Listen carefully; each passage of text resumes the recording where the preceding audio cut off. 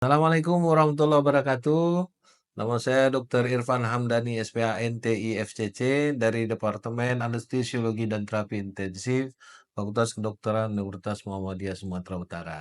Hari ini saya akan membawakan keterampilan klinik dasar manajemen jalan nafas atau manajemen RW. Nah, perlu kita ketahui bahwa manajemen RW ini adalah satu keterampilan klinis yang harus dimiliki seorang dokter atau kandidat dokter dalam rangka menjamin ventilasi dan oksinasi. Baik kejadian-kejadian obstruksi jalan nafas ataupun gangguan nafas yang terjadi pada pasien-pasien yang mengalami distres pernapasan ataupun gangguan sumbatan jalan nafas. Nah, pada keterampilan klinik ini saya akan memperkenalkan beberapa alat yang harus dimiliki oleh penolong atau resusitator, antara lain adalah oksigen itu sendiri, kemudian ambu, back valve mask, yang biasa disebut dengan ambu, tapi sebenarnya idealnya kita memakai istilah back valve mask, ya. Kemudian ini ada eh, OPA, orofaringeal airway.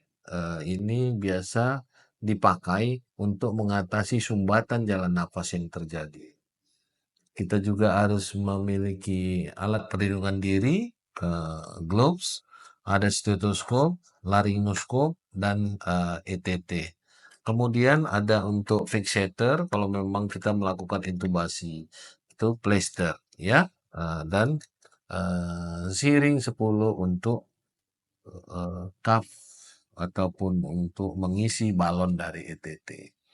Nah, manajemen RW ini eh, harus bisa dilakukan. Yang pertama adalah triple RW manuver. Jadi kalau terjadi obstruksi jalan nafas atau sumbatan jalan nafas, itu bisa terjadi sumbatan jalan nafas parsial ataupun total.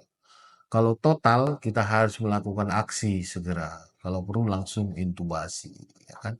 Kalau parsial, parsial itu bisa disebabkan oleh cairan, itu bisa karena lidah yang jatuh atau benda padat. Jadi kita melakukan segala daya upaya untuk bisa mengklirkan jalan nafas ini agar apa? Oksigen yang sampai ke tubuh seorang pasien atau penderita itu bisa optimal. Baiklah, saya akan mencoba untuk melakukan manajemen RW ini.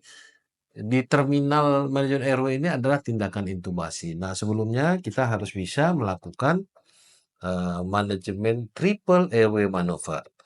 Seperti itu ini caranya. Ya, 3 langkah triple RW maneuver, yakni head tilt. Kita tengadahkan kepala. Jadi kepala kita tarik, ya, agar tengadah. Prinsipnya adalah ekstensi, ya, ekstensi dari pasien. Kemudian chin lift, kita tarik dagu. Kita tarik dagu agar jalan nafas terbuka. Kemudian jaw thrust. Jaw thrust itu adalah menekuk mandible agar terbuka.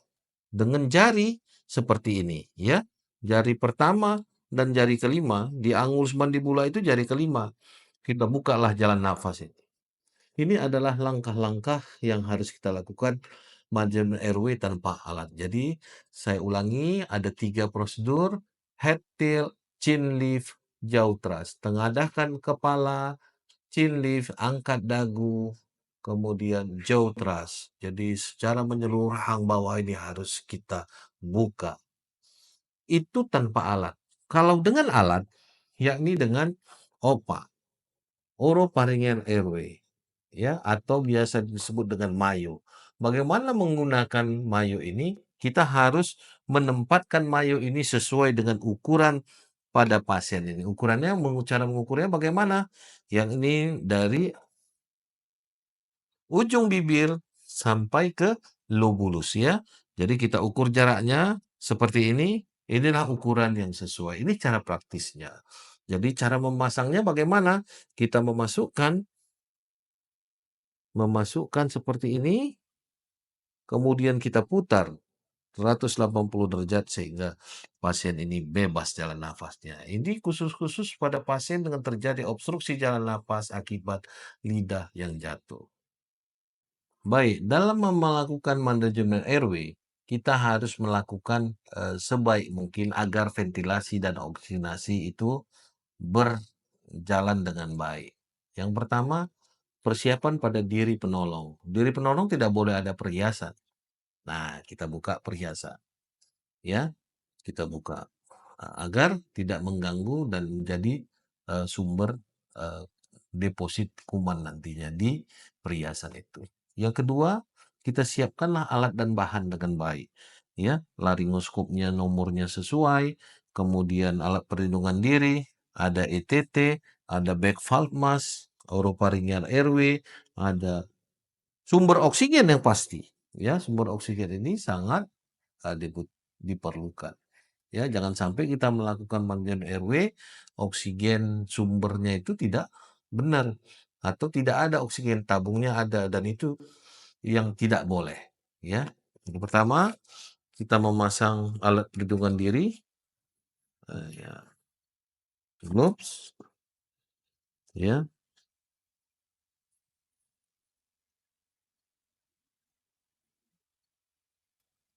Dalam melakukan manajemen RW, kita harus dapat melakukan ventilasi oksigenasi dengan sempurna.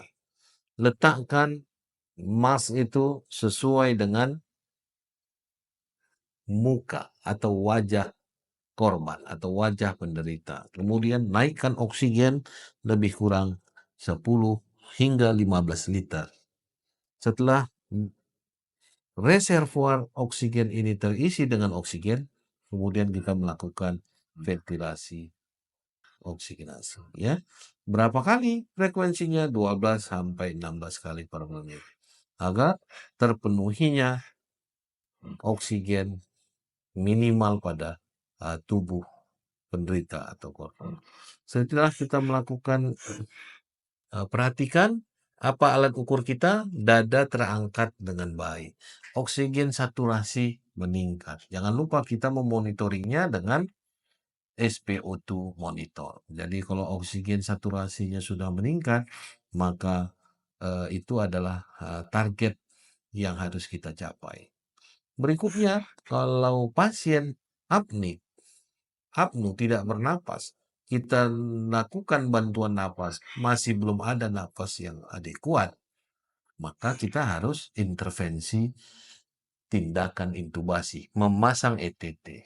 Nah, jadi memasang ETT itu persiapannya ya alat dan bahan seperti yang tadi telah disebutkan.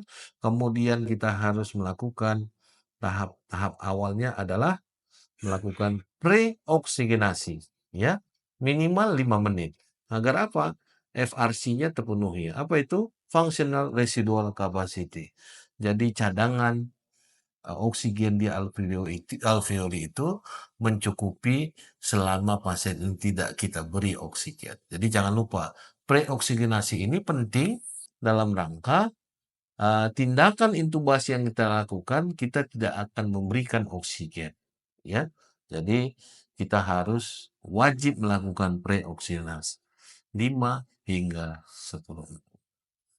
Setelah 5 sampai 5 menit, maka kita melakukan tindakan intubasi. Bagaimana caranya? Ya,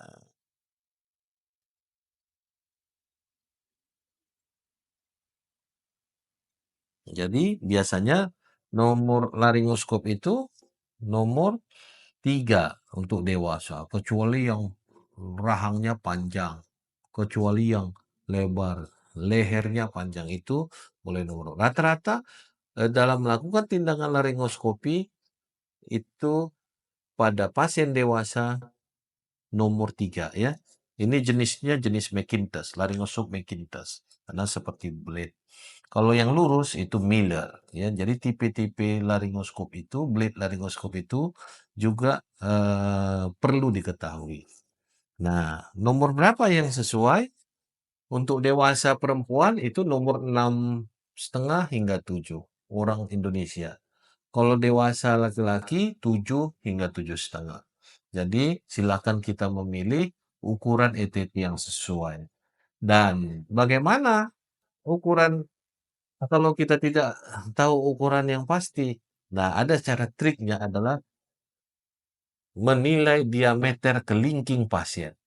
Itu lebih kurang sesuai dengan track diameter track RW, ya. Baik.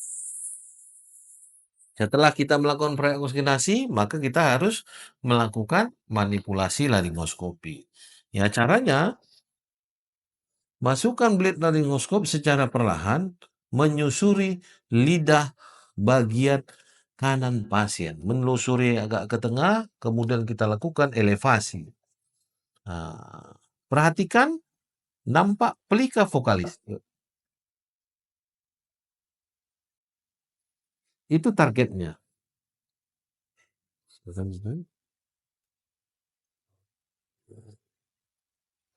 Ya, nampak pelika vokalis? Belum nampak? Oke. Nampak pelika vokalis seperti tirai jendela yang warna putih? Kurang fokus? Masukkan lagi. Ya, nampak pelika vokalis? Oke, itulah target kita. Maka tujuan insersi dari ET-ET itu di antara dua vokal cord tadi. Ya, baik. Ini kita masukkan. Jadi targetnya adalah vokal cord di antara dua vokal cord. Ya, kita masukkan ETT.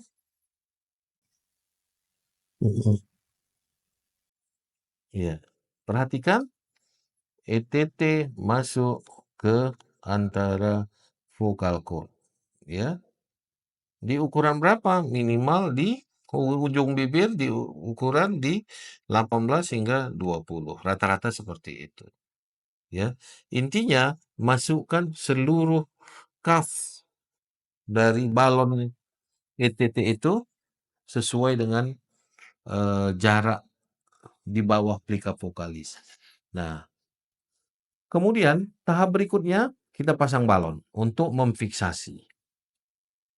Ya, memfiksasi ETT ini agar tidak keluar, gampang lepas. Kemudian kita koneksi dengan back valve mask kembali.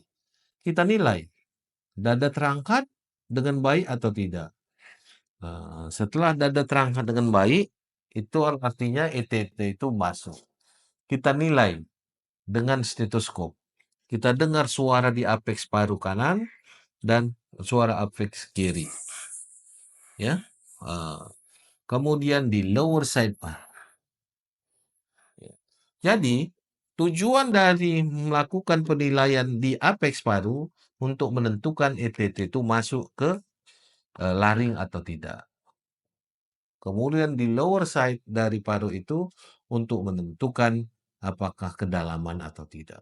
Artinya, dua bagian paru ini harus sama suaranya. Oke. Kemudian terakhir kita fiksasi dengan plester yang telah kita gunting.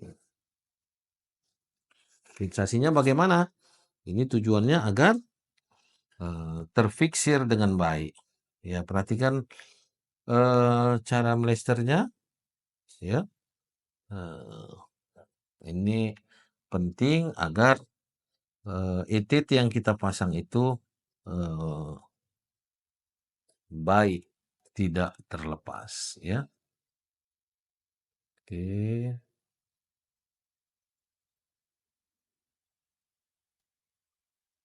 Baik.